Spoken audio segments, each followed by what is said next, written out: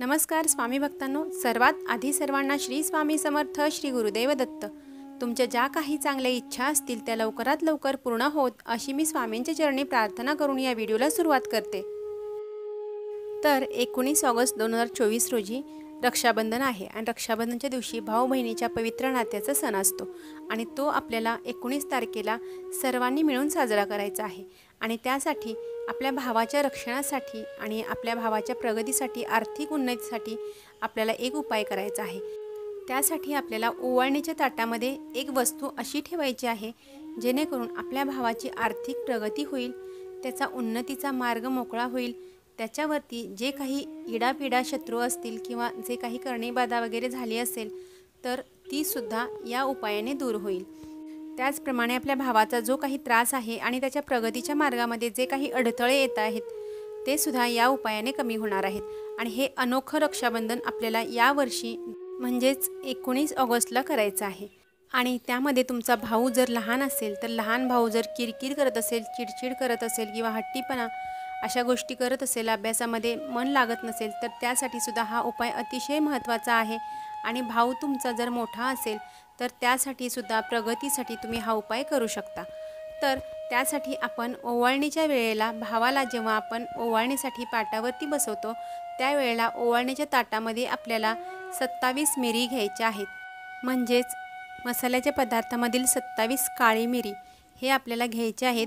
बरोबर 27 मोजून घ्यायचे आणि त्यामध्ये अखंड असाव्यात, तुटलेल्या किंवा खंडित झालेल्या नसाव्यात। आणि या 27 काळी मिरी घेतल्यानंतर आपल्याला एक कागदाची पुडी बनवायची आहे आणि ती आपल्याला ओवाळणीच्या ताटामध्ये ठेवायची आहे। आणि आपण ज्या पद्धतीने ओवाळतो, राखी बांधतो किंवा पेढा वगैरे भरवतो, हे सगळं विधी झाल्यानंतर भावाला तिथेच बसवायचं आहे आणि नंतर आपल्याला अजून एकदा ओवाळायचं आहे। आणि ते कशा पद्धतीने ओवाळायचं आहे ते सुद्धा तुम्हाला सांगते।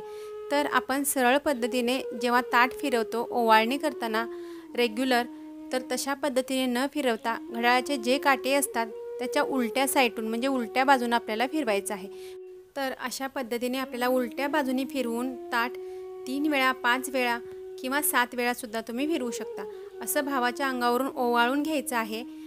आणि उलट्या साईडून आपण फिरवत असताना आपल्याला मनोमन अशी प्रार्थना करायची आहे की हे सगळं मी माझ्या भावाच्या प्रगतीसाठी आणि आर्थिक उन्नतीसाठी करत आहे आणि त्यामुळे त्याच्या पाठीमागच्या ज्या काही अडचणी असतील, करणीबाधा असेल किंवा दुष्टशक्ती असतील तर त्या लवकरात लवकर बाहेर निघून जाव्यात यासाठी मी अशा पद्धतीने ओवाळणी करते आहे।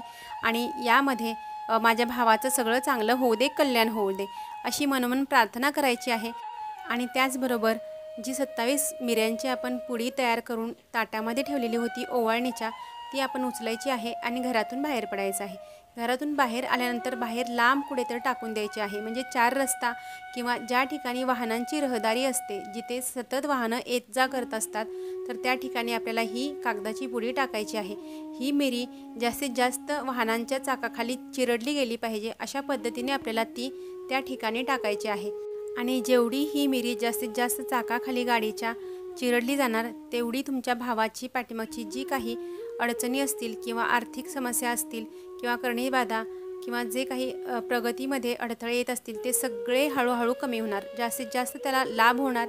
जेवढं तुम्ही हा उपाय अतिशय मनापासून कराल तेवढंच तुमच्या भावाचं जास्तीत जास्त चांगलं होणार आहे आणि त्याचं कल्याणसुद्धा होणार आहे तुमच्या कृपेमुळे। तर आपल्याला हा सर्वांना उपाय आपल्या भावासाठी करायचाच आहे। तर हा होता छोटासा उपाय आपल्या भावासाठी आपण रक्षाबंधनच्या दिवशी करण्याचा उपाय मी तुम्हाला इथे सांगितलेला आहे। आणि माहिती जर तुम्हाला आवडली असेल तर व्हिडिओला लाईक करा, जास्तीत जास्त लोकांपर्यंत शेअर करा आणि चॅनलवरती नवीन असाल तर चॅनलला सबस्क्राईब करायला विसरू नका। तोपर्यंत सर्वांना श्री स्वामी समर्थ, श्री गुरुदेव दत्त।